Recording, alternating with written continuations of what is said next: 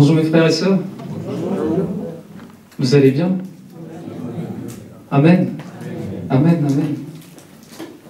Je pense que pour ce matin, j'ai presque rien à apporter. Tout a été apporté avant. Alors depuis tout à l'heure, je me demande qu'est-ce que je vais apporter de plus. Les chants, la parole qu'on a partagée. Dieu est bon. Amen. Amen. Dieu est bon. Peu importe les circonstances, peu importe la tempête, peu importe ce qu'on peut traverser, Dieu, lui, ne change pas. Amen. Le Seigneur ne change pas. C'est vrai que ça fait un moment que nous méditons et partageons sur des points sur l'homme, pour ceux qui s'en rappellent. Donc on a commencé par parler de l'anthropologie, donc la pensée de Dieu donc, sur l'homme, concernant l'homme, donc l'homme avec un grand H, c'est-à-dire l'homme et la femme. Qui était là quand on a parlé de ça? Ah, il y avait un frère, il y avait quelques personnes. Alors pour ceux qui n'étaient pas là, on a un frère qui travaille vraiment bien pour l'œuvre de Dieu aussi, qui met toutes ses vidéos, ses messages sur YouTube, sur le site de l'église. N'hésitez pas à aller voir. Vraiment, n'hésitez pas à aller voir tous ces messages qui ont été partagés avant. Donc premièrement, on a parlé de l'homme et on a dit que Dieu n'avait pas besoin de nous. C'est ça, hein? Dieu n'avait pas besoin de nous. Et pourtant, Dieu nous a créés pour sa gloire. Il l'a fait. Non seulement il n'avait pas besoin, mais il a créé. Mais en plus de ça, il a trouvé ça bon. Amen. Lorsque Dieu nous a créés, il a trouvé ça bon. Puis avec le péché, la désobéissance de l'homme, l'homme était dans la perdition. Et Dieu met en place son plan de rédemption. Amen. Son plan de rédemption. Il n'abandonne pas cet homme, l'homme qu'il a créé, mais Dieu met en place son plan de rédemption. Et nous avons abordé à ce moment-là les deux étapes possibles. Il n'y en a pas trois, il n'y en a que deux. Avec Jésus ou sans Jésus. Amen. Il n'y a pas d'autre chemin. Avec Jésus ou sans Jésus. L'état en dehors de Jésus et l'état avec Jésus. Ensuite, nous avons également développé un point important. L'homme créé pour la gloire de Dieu. Amen. C'est vrai que Dieu n'avait pas besoin de nous créer, mais lorsqu'il nous a créés, il nous a créés pour sa gloire. Il nous a créés pour sa gloire. La gloire dans tous les domaines de notre vie. Dans nos comportements, nos attitudes, nos paroles, nos relations. Tout est fait pour la gloire de Dieu. Amen. Et nous avons également abordé un point important, donc c'était un autre message, qu'on oublie bien souvent, c'est que Dieu a décrété que l'homme doit dominer. Amen. L'homme doit dominer. Et ce n'est pas juste un dimanche, mais ça a été rappelé aussi un dimanche avant, c'est Pasteur qui a porté la parole sur dominer le naturel, avec ce mot surnaturel. Dominer le naturel. Et on a abordé ce point, donc l'homme doit dominer. Dominer dans différents domaines. Dominer sur la création, c'est-à-dire pas la détruire, mais la bien gérer. Dominer sur les circonstances, les maladies, les épreuves. Être plus fort que tout ça. Dominer sur les puissances démoniaques. Sur les puissances démoniaques, mais également sur nous-mêmes. Amen. La maîtrise de soi, mais également sur nous-mêmes. Et ce qui me surprend, et en fait ça ne m'étonne pas autant que ça, c'est que pendant ces derniers temps, lorsqu'on a abordé ces différents points, je ne sais pas si vous l'avez vu, mais il y avait un fil conducteur. Même la semaine dernière, on a abordé l'alliance, les bénéfices de l'alliance avec Dieu. Amen. Amen. les bénéfices de l'alliance avec Dieu. Et Dieu, il nous surprend, même si ça ne devrait pas nous surprendre. C'est Dieu qui nous parle, il nous fait du bien avec sa parole, et on voit la direction de Dieu. Chaque dimanche, on voit la direction de Dieu.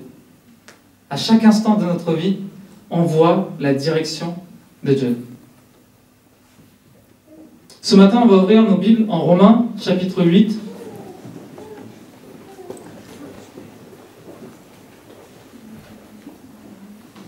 Romains, chapitre 8.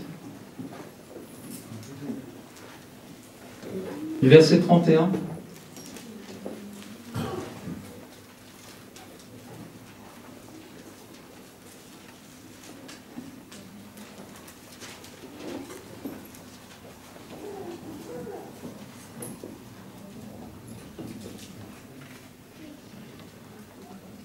Du verset 31 au verset 39.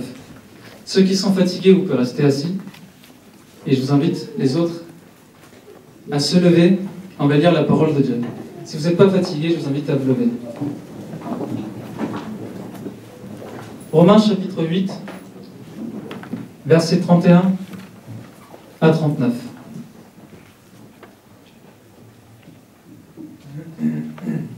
Que dirons-nous donc à l'égard de ces choses? On va lire ensemble, si vous voulez, tous ensemble. Si Dieu est pour nous, qui sera contre nous? On répète. Si Dieu est pour nous, qui sera contre nous? Lui qui n'a point épargné son propre Fils, mais qui l'a livré pour nous tous, comment ne nous donnera-t-il pas aussi toutes choses avec lui? Qui accusera les élus de Dieu? C'est Dieu qui justifie. Verset suivant.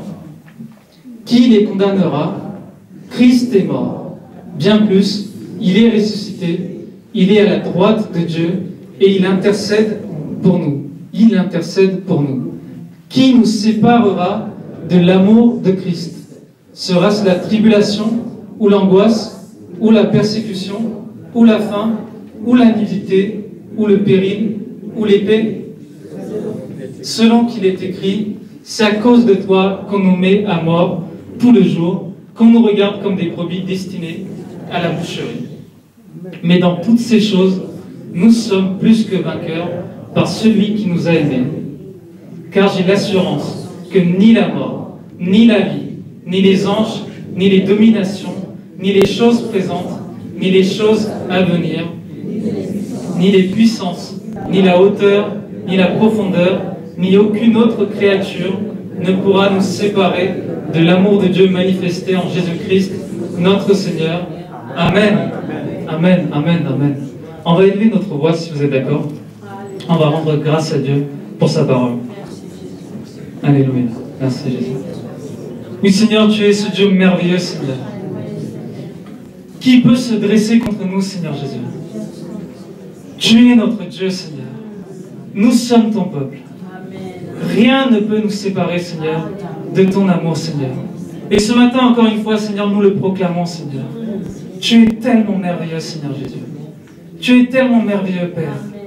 Tu nous as aimés. Et tu restes fidèle jusqu'au bout, jusqu'à la fin des temps. Merci, Jésus, pour ce que tu fais. Merci, Jésus, pour ce que tu as déjà accompli sur la croix. Ton sacrifice sur la croix. Tu n'as pas hésité, Seigneur Jésus. Tu as été jusqu'au bout. Merci, Père, pour ton amour. Dans le nom puissant de Jésus, nous prions, Père. Amen, amen, amen. Je vous invite à reprendre place.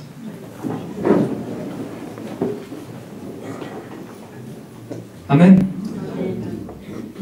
C'est vrai qu'on a abordé ces différents points sur l'homme.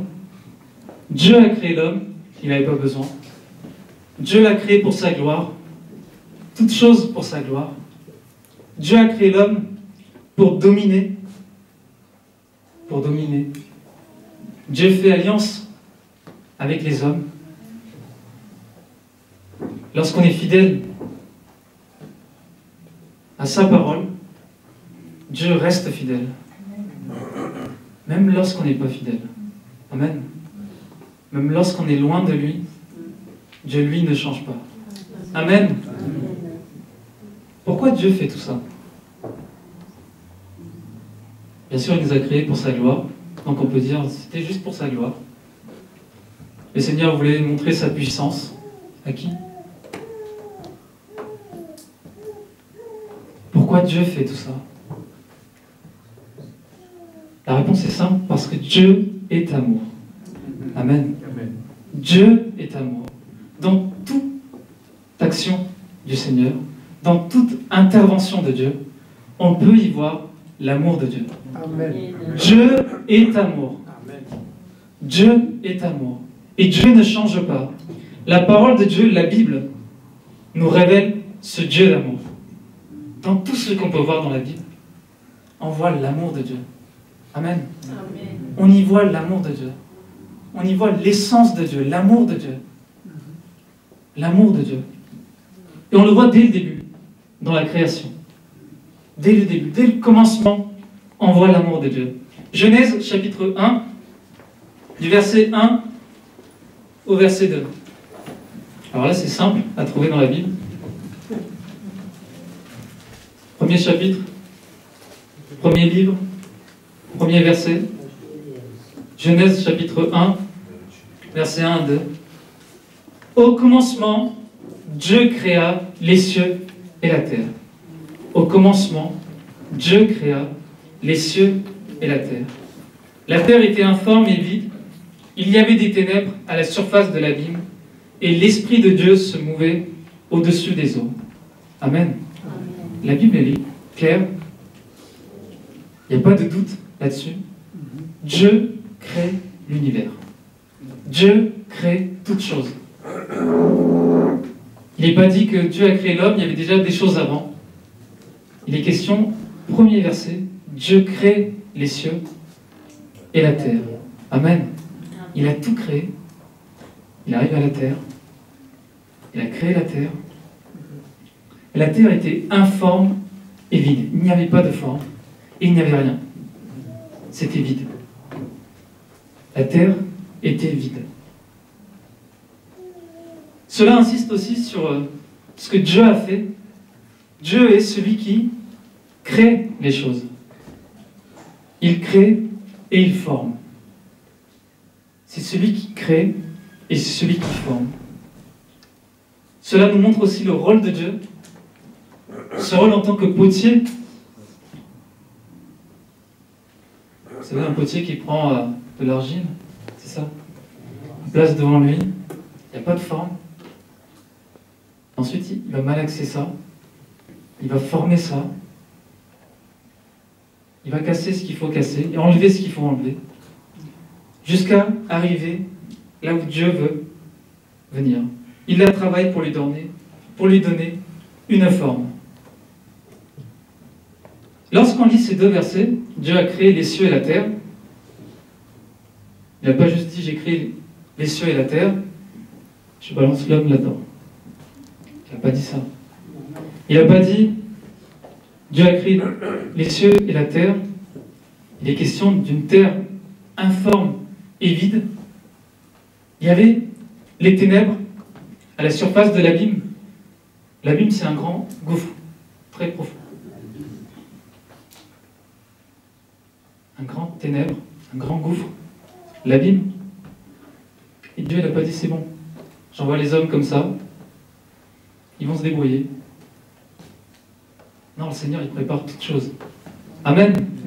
Il prépare toutes choses. Vous savez, lorsque on prend l'exemple d'un couple qui attend un enfant, bien souvent on voit comment les parents ils préparent l'arrivée de l'enfant. Est-ce que vous avez déjà vu ça? Vous connaissez les baby showers, etc. Hein? Toute cette préparation, la liste qui est envoyée à tout le monde en disant voilà tout ce qu'on veut aussi. Tout ce qu'on veut, tout ce qu'on pense pour l'enfant, dans quelles conditions on veut accueillir cet enfant. Si le couple n'avait pas de chambre, ou si le couple n'avait pas un lieu pour bien accueillir l'enfant, je pense qu'ils ne seront pas en paix. Ils font tout pour bien préparer ça. Certains, ils vont même jusqu'à repeindre la chambre. Toute la maison est changée. On va changer la maison. Il faut enlever des choses où l'enfant peut tomber. l'enfant n'est même pas né. Il ne va même pas bouger, mais il faut déjà enlever les choses, il faut déjà arranger les choses. Il faut déjà préparer tout ça. Quelle couleur on va mettre? Ils ne sont peut-être pas d'accord l'un et l'autre en disant, mais plutôt celle-là. Les décorations, qu'est-ce qu'on peut mettre dedans? Des stickers à coller, c'est ça. On colle plein de stickers de partout. Dans la chambre, on prépare bien tout ça. Les luminaires aussi. Des berceuses. Pour apporter des sons agréables pour l'enfant, pour bien s'endormir. Lorsque l'enfant ouvre les yeux, on voit toutes ces luminaires, ces étoiles. Certains, ils font même, vous savez, des petits... ils font suspendre comme des nuages et tout, des soleils, des petites étoiles et tout dans la chambre. Plein de choses qui sont bien préparées. Si l'homme est capable de faire ça, à combien bien plus forte raison Dieu ne ferait pas-il ça pour l'homme? Amen. Est-ce qu'il jetterait l'homme comme ça, en disant, ça y est, les cieux sont là, la terre est là, il se débrouille, il va gérer, je lui ai donné l'intelligence, c'est bon. Il a tout préparé. Il a tout préparé, chaque détail était préparé. Même lorsqu'on voit ces papillons, vous voyez, les couleurs, c'est tellement magnifique, c'est tellement beau à voir, la création de Dieu. Dieu a tout préparé pour que l'homme, lorsqu'il arrive, il soit émerveillé dans ce lieu, dans cet endroit que Dieu a préparé pour lui. Un endroit favorable pour lui. Dieu prépare tout. La lumière, les séparations de l'eau et la terre, les arbres, les fruits, toute la nature, tout est bien préparé. Autant de couleurs, une terre magnifique. Amen. C'est la création de Dieu. Une terre magnifique. Et on peut voir à plusieurs passages cette phrase qui dit « Dieu vit que cela était bon ». Amen. Il regarde la lumière et dit « La lumière était bonne ». Ensuite, il fait cette séparation de l'eau, la terre, et il trouve ça bon. Il dit « C'est très bien pour mon enfant. C'est très bien pour l'homme. On va mettre l'homme ici, il faut bien préparer ça. » Et il trouve ça bon.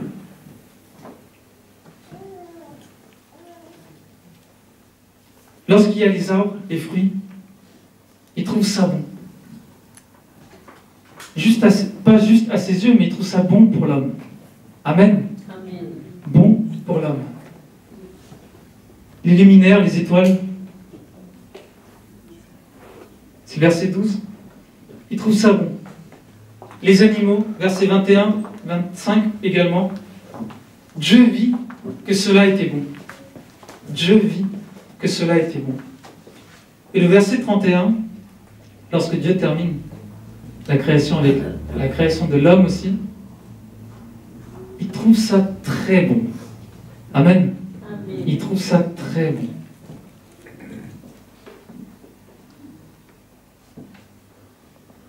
Le Seigneur, lorsqu'il a prévu son plan pour l'homme, l'arrivée de l'homme, il a tout bien préparé. Chaque chose minutieusement, tout a été bien préparé. On n'est pas en face d'un homme avec ses défauts, on est en face d'un Dieu parfait. Amen. Un Dieu parfait, tout puissant. Il a tout bien préparé. Tout bien préparé. Dieu a créé la terre pour avoir un endroit où sa volonté, la volonté de Dieu pour l'homme, allait s'accomplir. Amen. La volonté de Dieu pour l'homme allait s'accomplir. Il a créé l'homme à son image, non juste pour sa gloire, non pas juste pour sa gloire, mais pour avoir une relation intime avec lui. Amen. Une relation intime, tendre, personnelle avec lui. Dieu désire cette relation intime et personnelle avec chacun de nous. Amen. Avec chacun de nous. Et même lorsque Adam et Ève ont péché, même lorsqu'ils ont péché, bien sûr, Dieu les a enlevés de là, il n'était pas content. Mais il ne les a pas laissés tomber. Il leur a promis un sauveur. Il a dit, sa descendance écrasera la tête du serpent. Amen. Il a promis ce sauveur. Sa descendance écrasera ta tête. Et on peut même observer en Genèse chapitre 3 verset 21, Genèse chapitre 3 verset 21, l'amour de Dieu, malgré l'état de Adam et Ève, lorsqu'il dit Seigneur, là on s'est caché, on a eu peur, on est nus, l'amour de Dieu, malgré tout ça, l'Éternel Dieu fit à Adam et à sa femme des habits de peau et il les en revêtit. Amen. Quel Dieu merveilleux. Je ne sais pas si vous le comprenez, si vous le ressentez de la même façon, mais on a un Dieu merveilleux. On a un Dieu très bon. On a un Dieu qui prend soin de nous, même lorsque on tombe. Dieu, lui, ne change pas. Il donne la lumière aussi bien aux méchants qu'à ceux qui obéissent à sa parole. Il donne la pluie à toute sa création, à tout le monde. Dieu, lui, ne change pas. Alors, une fois qu'il a fait ce vêtement de peau, il a dit, c'est bon, débrouillez-vous, j'ai fait ce que j'ai pu, maintenant, je vous laisse dans cet état-là. C'est ça, hein? Amen. Amen. On peut voir dans la Bible à plusieurs reprises l'intervention de Dieu pour ses enfants. Amen. Lorsqu'on voit Caïn et Abel, les enfants de Adam et Ève, et qu'il y en a un qui a cette colère en lui, Dieu intervient. Dieu intervient. Dieu intervient pour le faire raisonner. Dieu l'encourage à dominer sur le péché. Dieu n'a pas laissé comme ça en disant débrouillez-vous. Il intervient. Lorsqu'on voit Noé, Dieu veut sauver Noé et sa famille avec l'alliance qu'il a établie avec eux. Lorsqu'on voit l'alliance que Dieu fait avec Abraham et qu'il le guide, qu'il le protège, parce qu'Abraham a obéi à Dieu, Dieu prend soin d'Abraham. Lorsqu'on voit Isaac et Rebecca, qui après leur mariage, pendant longtemps, ils ont attendu, sans enfant. Genèse 25, verset 21, on voit Isaac qui implore le Seigneur, et Dieu l'exauce. Dieu l'exauce. Il intervient. Il leur donne des enfants. Dieu se révèle également à Jacob. Dieu se révèle également à Jacob en Genèse 28, verset 13. Lorsqu'il appelle ce lieu Bethel, il se révèle également à Jacob. Et tout au long de la Bible, on peut y voir les alliances que Dieu a fait avec l'homme, parce qu'il voulait les préserver, parce qu'il avait ce plan pour eux. Il intervient à différentes reprises, il apporte son secours, et on voit à travers la Bible tous les noms donnés à Dieu. Elohim, ça dénote la puissance de Dieu. Lors de la création, Elohim a créé les cieux et la terre. El Elyon, lorsqu'on parle de Melchisédek, le roi de Salem, El Elyon, Dieu très haut. El Roi, le Dieu qui voit. Lorsque Agar s'adresse au Seigneur, le Dieu qui voit. Genèse 16, verset 13. Yahvé Nissi, l'Éternel mon étendard. L'Éternel mon étendard. Yahvé Shammah, l'Éternel est ici. Yahvé Shalom, l'Éternel de paix.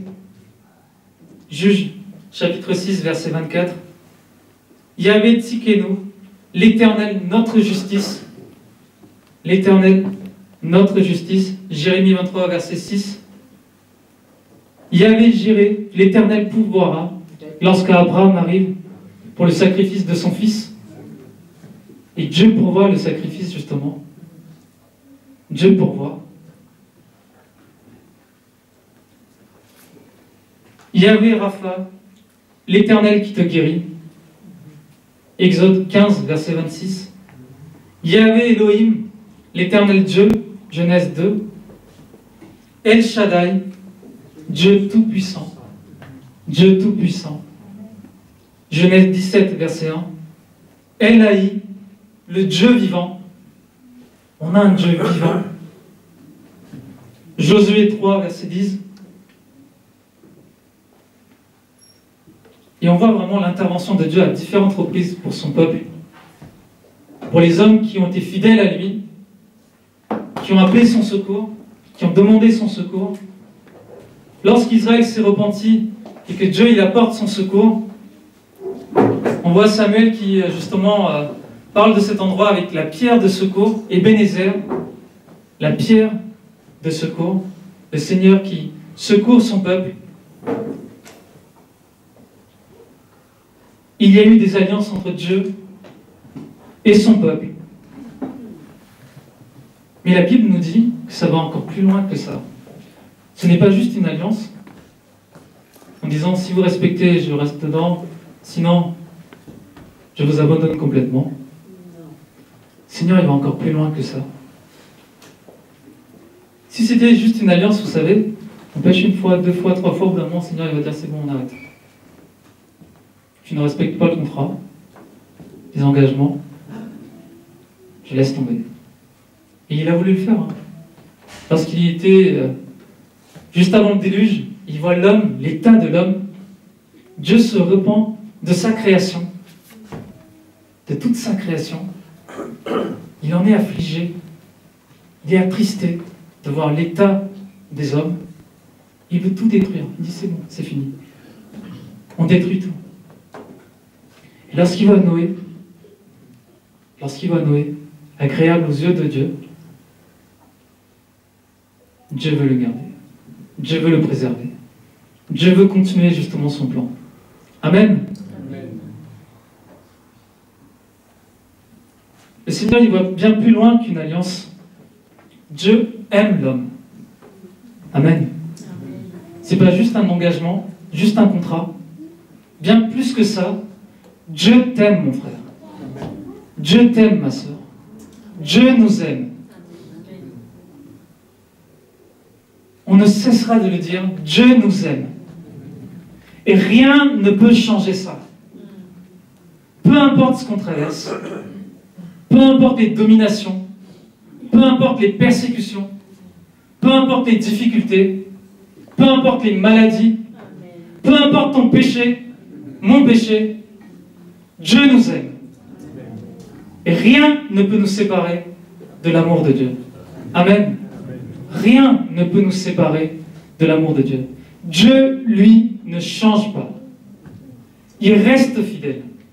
Il est le même. Il est amour, lent à la colère et riche en bonté. Très riche en bonté. Il est ce Dieu qui nous aime. Et il ne t'abandonnera jamais. Il ne nous abandonnera jamais. Dieu reste fidèle malgré l'état des hommes. Dieu reste plein de compassion, plein de bonté, malgré l'état des hommes. Jérémie 31, verset 20, lorsqu'on parle d'Israël, justement, Jérémie 31, verset 20, il y a ce passage qui vraiment nous touche. Lorsque Dieu dit « Éphraïm est-il donc pour moi un fils chéri, un enfant qui fait mes délices ?» Éphraïm est-il donc pour moi un fils chéri, un enfant qui fait mes délices. Car plus je parle de lui, plus encore son souvenir est en moi. Plus je parle de lui, plus encore son souvenir est en moi. Aussi mes entrailles sont émues en sa faveur. J'aurai pitié de lui, dit l'Éternel. Amen. Le Seigneur, il dit, est-ce que réellement Ephraïm s'est comporté comme un enfant qui devrait se comporter envers son papa? Est-ce que ce peuple a respecté les décrets, l'alliance que j'ai faite avec eux? Et il dit non, c'est pas le cas. Et malgré cet état-là, mes entrailles sont émues en sa faveur. Mes entrailles sont émues en sa faveur. Et Dieu dit ce matin, peu importe ton état, peu importe ce que tu traverses, peu importe ton péché, peu importe notre péché, les entrailles de Dieu sont émues en notre faveur. Dieu t'aime. Rien ne changera. Ce n'est pas ton péché, ce n'est pas notre péché, ce n'est pas notre faute, nos manquements qui vont changer l'amour de Dieu. Ça ne varie pas dans le temps. Aucune circonstance, aucune situation ne changera l'amour de Dieu pour toi et pour moi. Les entrailles de Dieu sont émues en notre faveur et Dieu, il aura toujours pitié de nous. Il nous aime tellement. Il nous aime tellement. Vous savez, ce n'est pas un homme. Pour dire c'est bon, stop, j'arrête. Là, il y en a marre. Ils n'écoutent pas. J'ai beau leur dire, il nous aime tellement. Lorsqu'on se repent, lorsqu'on crie à lui, le Seigneur, il est prêt à secourir. Amen. Il est prêt à secourir. Osée, chapitre 8, verset 11. Le Seigneur, il dit, que ferai-je de toi, Ephraïm? Qu'est-ce que je ferai de toi? Dois-je te livrer, Israël? Te traiterai-je comme Adma? Te rendrai-je semblable à Tseboïm? Là, le Seigneur, il ajoute, mon cœur s'agite au-dedans de moi. Mon cœur s'agite au-dedans de moi. Toutes mes compassions sont émues. Amen. Toutes mes compassions sont émues. Lorsqu'on parle d'un Dieu d'amour, il n'a pas juste fait une alliance en disant c'est bon, je fais une alliance. Si vous êtes dedans, c'est bien, sinon il va encore plus loin que ça. Il nous aime tellement. Il nous aime tellement. Il t'aime tellement. Ne doutons pas de cela. Il nous aime tellement. C'est un Dieu d'amour qui nous aime tellement. Vous savez, nous qui sommes, pour ceux qui sont parents, lorsque les enfants n'écoutent pas les conseils, les bons conseils que les parents peuvent apporter, nous devons les corriger, bien sûr. C'est bien ça, hein? Vous ne pouvez pas me dire le contraire, j'espère. Il faut corriger nos enfants. C'est important. Et on doit les corriger. Vous savez, parfois, c'est juste cette phrase « va dans ta chambre ». Un papa et une maman qui disent « allez, va dans ta chambre ». Là, c'est bon, ça suffit. L'enfant part dans sa colère en disant « papa, maman peut-être n'a pas écouté », « papa, maman n'a peut-être pas compris », ou « papa, maman… En fait, il ne voit même pas sa faute. Il va aller irriter comme ça. Mais sauf que les parents qui sont là, qui ont dit « va dans ta chambre », à mon avis, ils ne sont pas bien. Ils ne sont pas en paix. Il y a quelque chose qui se passe dans leur cœur. C'est bien ça, hein? Non? Il y a quelque chose qui se passe dans notre cœur. Même lorsqu'on a puni, on a corrigé notre enfant, on n'est pas bien. On est ému de compassion pour notre enfant. On est attristé par rapport à son comportement. Mais bien plus que ça, on désire aussi avoir une relation personnelle avec cet enfant. Et peut-être qu'on n'arrive pas à l'avoir. Et Dieu dit la même chose. Dieu dit la même chose. Mon cœur s'agite au-dedans de moi. Mes compassions, toutes mes compassions sont émues. Lorsque Dieu nous voit, il est ému. Lorsque Dieu nous voit, il est attristé. Lorsque Dieu nous voit, il est triste. Il y a la joie du Père, il y a aussi la tristesse d'un papa pour son enfant. Amen. Parce que Dieu nous aime, parce que Dieu a un projet merveilleux pour nous, et il voit là où on se dirige. Mais Dieu, ce qu'il désire, bien plus que tout ça, c'est cette relation intime, personnelle, avec lui. C'est vrai, on n'a pas le temps. On court partout. On travaille, la famille. On n'a pas beaucoup de temps. 24 heures, c'est pas suffisant. C'est ça. C'est difficile. Mais Dieu, il attend patiemment. Il désire ce temps. Il désire cette relation. Il désire être proche de nous. On connaît très bien la parole. On sait très bien que Dieu est amour. On sait que Dieu nous aime. Mais on ne le goûte pas. On ne l'expérimente pas plus que ça. On le proclame sans vraiment le vivre. Amen. On le proclame à chaque fois. Dieu est amour. Oui, Dieu est bon, mon frère. C'est difficile. Oui, Dieu est bon, mon frère. Il s'en occupe. Mais en fait, c'est nous qui sommes en train de s'occuper de nos propres problèmes. On dit, Dieu est bon. Oui, t'inquiète pas. C'est vrai que c'est difficile. Mais tu vois, j'ai la foi. T'inquiète pas. Mais en fait, même à Dieu, on dit, mais t'inquiète pas, je m'en occupe. J'ai la foi. Et on ne prend pas ce temps, cette relation avec le Seigneur. Et Dieu désire ça. Dieu désire ça. Dieu n'a certainement pas laissé le monde, les hommes, aller à la perdition comme ça. Même s'il n'avait pas besoin de l'homme,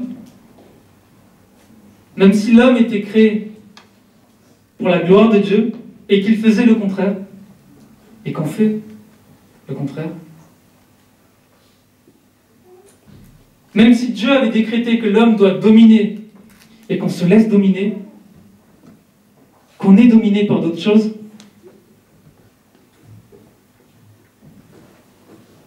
Dieu, lui, ne change pas. Dieu ne change pas. Malgré l'état du monde et des hommes, Dieu a aimé le monde. C'est sa création. On l'a chanté tout à l'heure, je crois. Nous sommes sa possession. C'est ça. On le proclame. Nous lui appartenons. Mais on vit une vie parfois, même pour des chrétiens, on vit d'une façon comme si on n'appartenait pas à Dieu.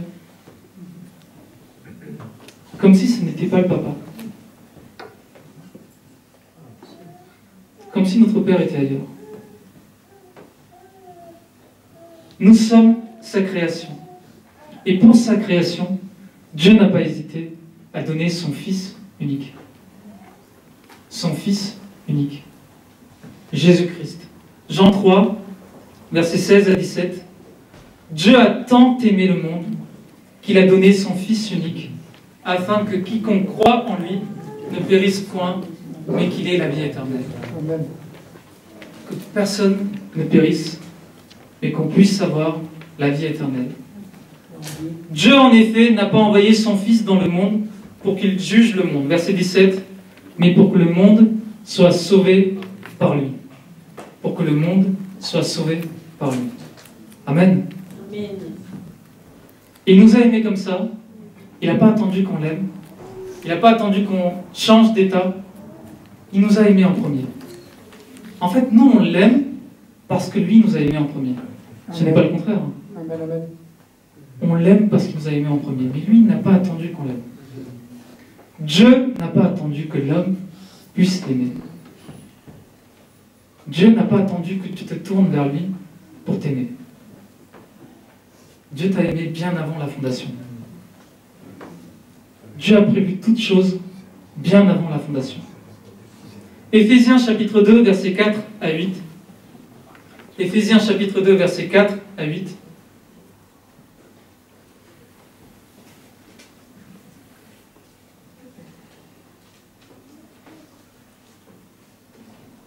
mais Dieu qui est riche en miséricorde, à cause du grand amour dont il nous a aimés, nous qui étions morts par nos offenses, nous a rendus à la vie avec Christ. C'est par grâce que vous êtes sauvés. Verset 6. Il nous a ressuscités ensemble et il nous a fait asseoir ensemble dans les lieux célestes en Jésus-Christ, afin de montrer dans les siècles à venir l'infinie richesse de sa grâce par sa bonté envers nous en Jésus-Christ. Car c'est par la grâce que vous êtes sauvés, par le moyen de la foi, et cela ne vient pas de vous, c'est le don de Dieu. C'est le don de Dieu. Il n'y a aucun mérite à ça. Aucun mérite. Personne ne peut se glorifier en disant « j'ai changé, j'ai fait ça, je me suis repenti, donc Dieu m'a aimé ».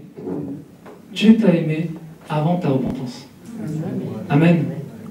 Dieu t'a aimé lorsqu'on était même dans la boue. Dieu nous a aimés lorsqu'on ne le regardait même pas, lorsqu'on ne s'adressait même pas à lui. Dieu nous aimait déjà. Amen. Dieu nous aimait déjà. Ne soyons pas fiers justement du salut dans l'arrogance, dans le sens arrogant en disant si je suis là c'est parce que j'ai mérité quelque chose. C'est pas ça.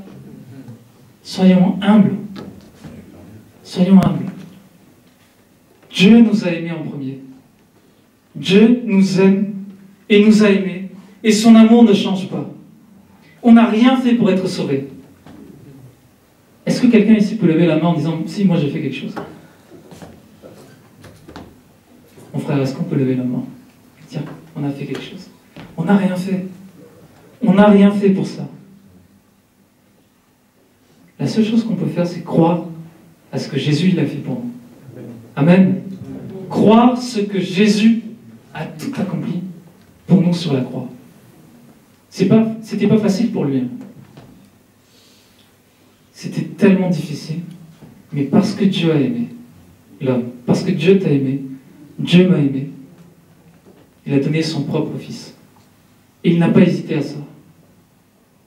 Dieu est capable d'aller bien plus loin ce qu'on peut imaginer par amour. Qu'est-ce que nous, on est capable de faire pour le Seigneur? Où est notre amour pour Dieu?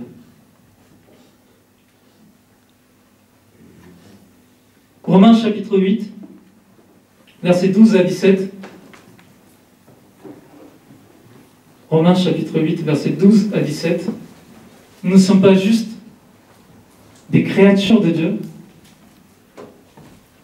Nous ne sommes pas juste la création de Dieu. Romains chapitre 8, versets 12 à 17. Ainsi donc, frères, nous ne sommes point redevables à la chair pour vivre selon la chair. La chair n'a rien fait pour ça. Nous ne sommes pas redevables à la chair. Ce n'est pas par nos efforts. Ce n'est pas parce qu'on a accompli quelque chose. On n'a rien fait pour ça. On n'est pas redevable à la chair pour vivre selon la chair. Si vous vivez selon la chair, vous mourrez. Mais si par l'esprit vous faites mourir les actions du corps, vous vivrez. Amen. Verset 14. Car tous ceux qui sont conduits par l'Esprit de Dieu sont fils de Dieu. On n'est pas juste une création, on n'est pas juste des créatures, on est fils de Dieu. Amen. On est fils de Dieu. Et vous n'avez point reçu un esprit de servitude. Dieu n'a pas dit, c'est ma création, je mets un esprit justement pour les assujettir, pour qu'ils m'obéissent, qu'ils ne se posent pas la question. Non, c'est pas ça. C'est un esprit d'adoption. Amen. C'est un esprit d'adoption par lequel nous crions Abba Père. Amen. Quel privilège de se tourner devant ce Dieu merveilleux, extraordinaire, tout-puissant, qui n'avait pas besoin de nous, qui nous a créés pour sa gloire. On a ce privilège en tant qu'enfant de Dieu, se tourner devant Dieu et de crier Abba Père. Père. Comme Jésus, on peut s'adresser à Dieu et dire Père. Dieu est notre Père. Amen. Abba Père. Verset 16. L'Esprit lui-même rend témoignage à notre esprit que nous sommes enfants de Dieu. Le Saint-Esprit fait son œuvre en nous à chaque instant et nous rappelle que nous sommes enfants de Dieu. Nous ne sommes pas n'importe qui. Nous ne sommes pas juste une créature. Nous sommes enfants de Dieu. Et Dieu nous aime. Dieu nous aime. Dieu nous a aimés. Et Dieu ne change pas. Verset 17. Or, si nous sommes enfants, nous sommes aussi héritiers. Waouh! Nous sommes héritiers. Dans le monde, on cherche des héritages. On cherche à mettre des choses de côté pour la suite. Mais nous sommes déjà héritiers en Christ, dans le Seigneur. Amen. Nous sommes héritiers. Héritiers de Dieu. Pas de n'importe qui. Pas de n'importe qui. Héritiers de Dieu. Il y a des milliardaires sur la terre qui n'ont pas ce privilège-là. Ils possèdent peut-être plein de choses, mais ils n'ont pas cet héritage-là. Nous sommes héritiers de Dieu et co-héritiers de Christ. Si toutefois, nous souffrons avec lui, parce que ce n'est pas facile, la vie chrétienne. Amen. On doit souffrir avec Christ, pas sur la croix. Christ a tout accompli.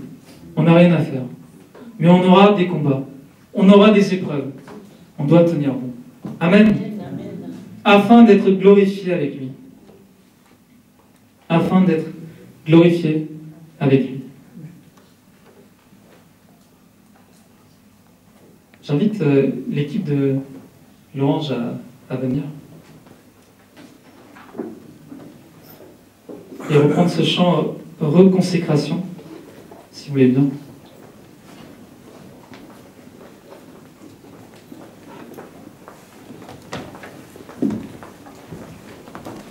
On va se lever.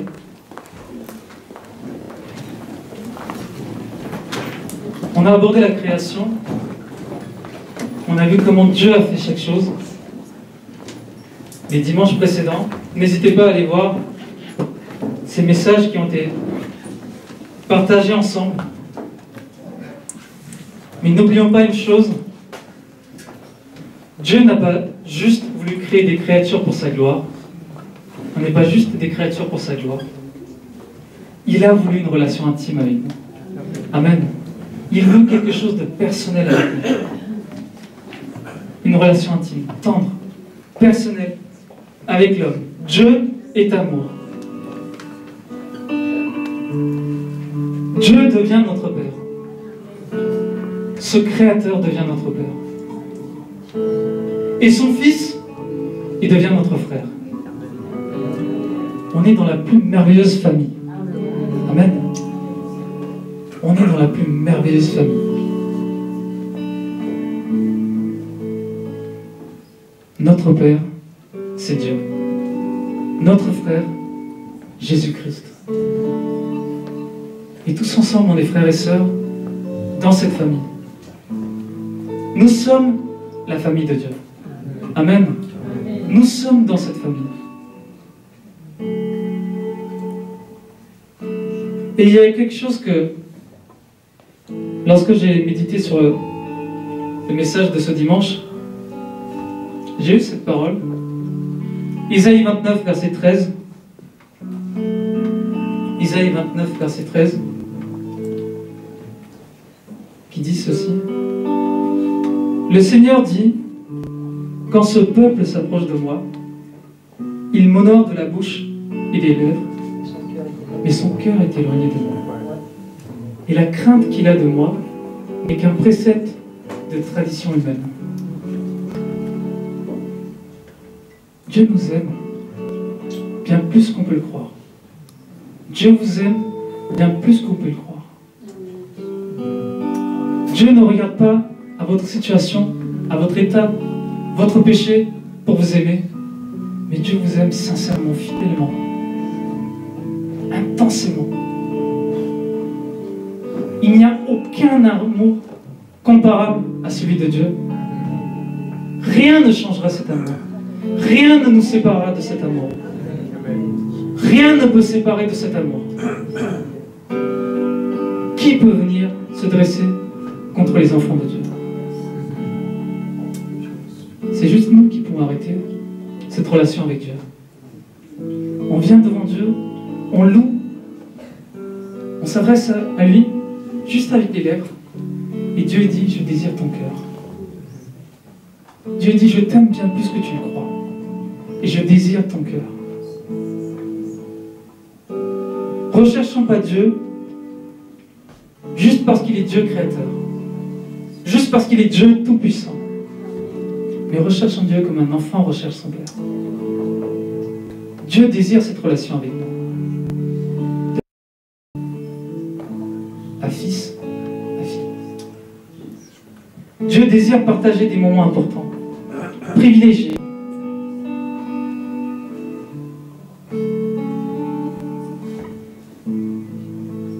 Désirons la présence du Père Céleste. Vous savez, bien souvent on a cette pensée, hein. On veut être baptisé du Saint-Esprit. Gloire à Dieu. On a déjà le Saint-Esprit en nous.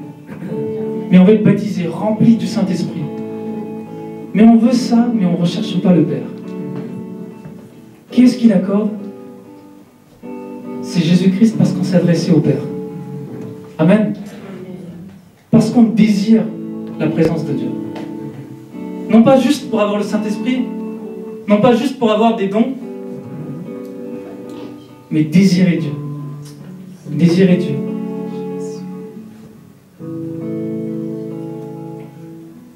Ouvrons notre cœur à ce Dieu d'amour, ce Père Céleste, et laissez-le régner dans notre vie. Et lorsqu'on ouvre sa Bible, la parole de Dieu, et lorsqu'on médite sur Dieu, on peut être captivé par lui. Amen. On est captivé par qui il est. Lorsqu'on voit Moïse, Josué, arriver justement dans la tente, dans la présence de Dieu, il ne voulait même pas sortir de là. Josué restait là. Il aimait cette présence. Est-ce qu'on aime cette présence?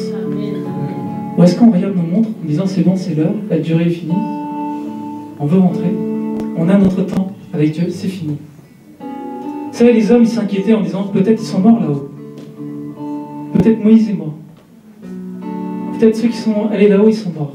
Mais eux, ils aimaient cette présence. Ils ont aimé la présence de Dieu. Dieu est amour. Il est merveilleux. Amen. Merci.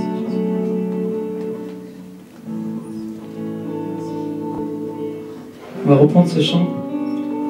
Reconsécration. Amen. Merci Jésus.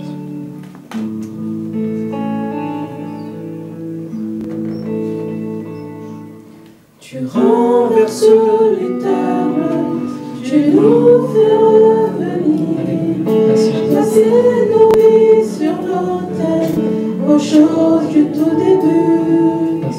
Tu purifies le temple, tu retires la poussière, car nous sommes ta possession. Avec tout notre cœur. Nous sommes ton église. Proclamons-le ensemble. Nous sommes ton peuple. Alléluia. Élevons notre voix. Tu es notre Dieu. Nous sommes son peuple. Nous Alléluia. sommes ton temple. Rendons saint comme Merci, tu es. Merci Jésus.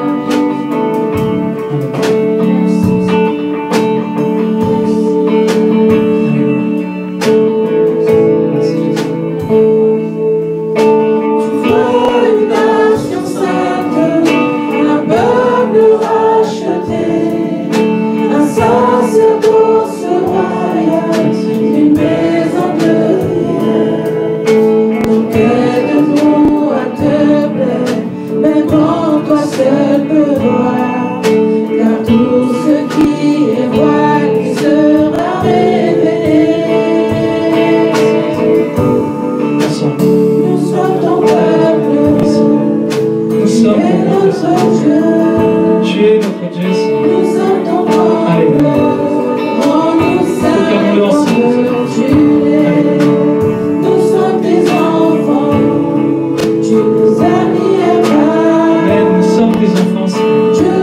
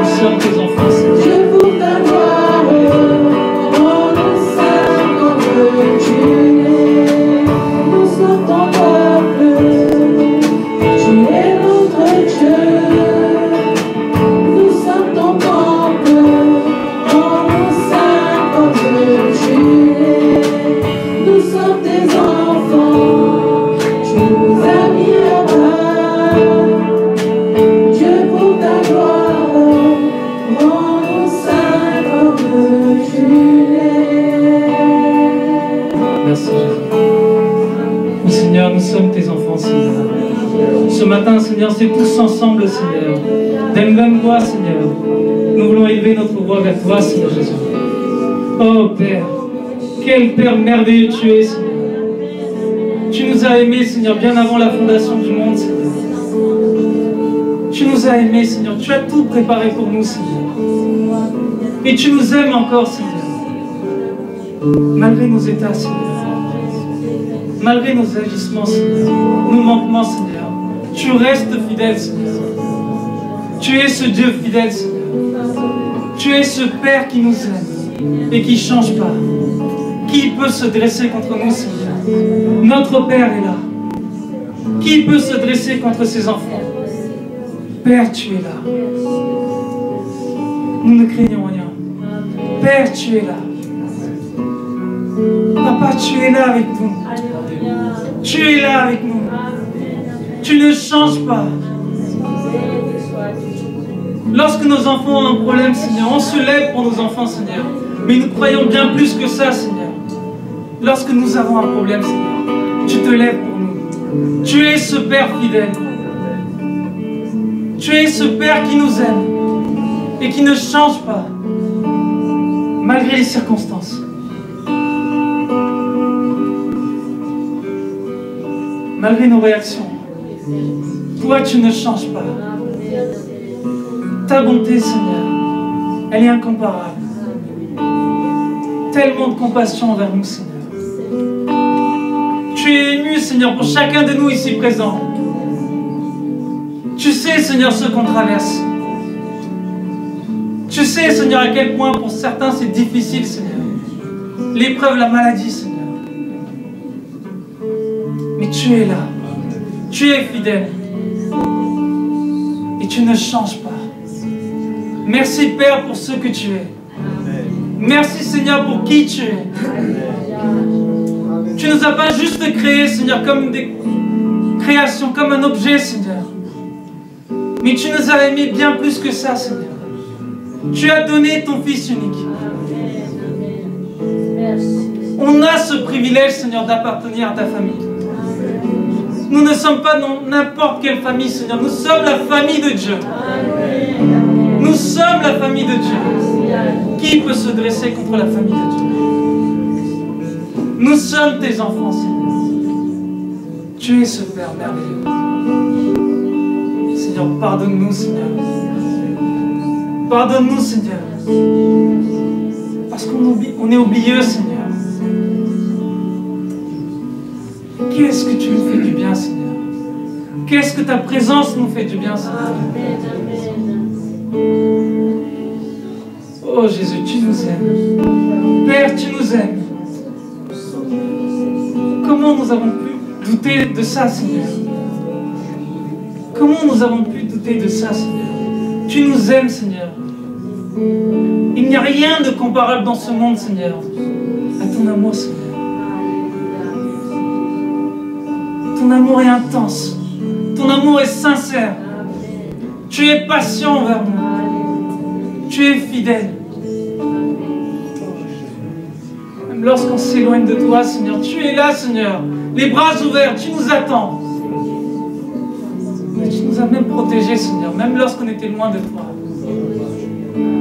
Même lorsque nos amis, Seigneur, en toi, nos enfants, Seigneur, se sont éloignés. Tu les as préservés du mal. Tu les as préservés de la mort. Tu les as préservés dans les accidents. Tu préserves nos familles, Seigneur.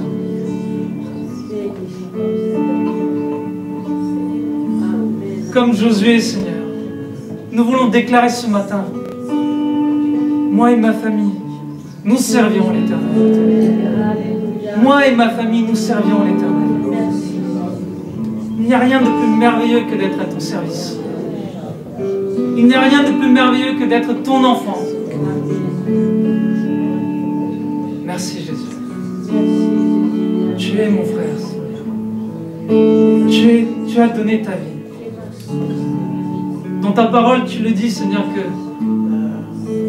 il n'y a rien de plus noble que donner sa vie pour son ami.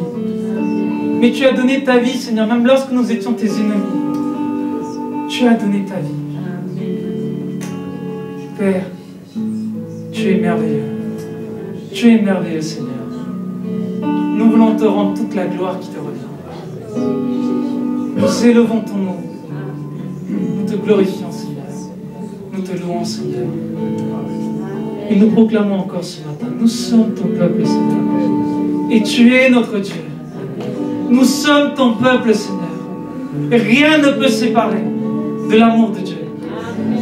Aucun ange, aucune domination, aucune autorité, aucune maladie, aucune épreuve, rien ne peut nous séparer de l'amour de Dieu. Ton amour ne change pas. Merci Père pour qui tu es. Merci Seigneur pour qui tu es. Merci Seigneur. Et ce matin Seigneur, nous voulons également te dire Seigneur que nous t'aimons Seigneur. Nous t'aimons Seigneur. Nous t'aimons Seigneur. Nous t'aimons Seigneur Jésus. Nous t'aimons Père. Nous t'aimons Seigneur. Alléluia. Merci Seigneur pour qui tu es. Acclamons le Seigneur pour ceux qui t'aiment. Acclamons le Seigneur Jésus pour ceux qui l'aiment. Merci Père. Alléluia. Merci Jésus. Laisse la place au Pasteur.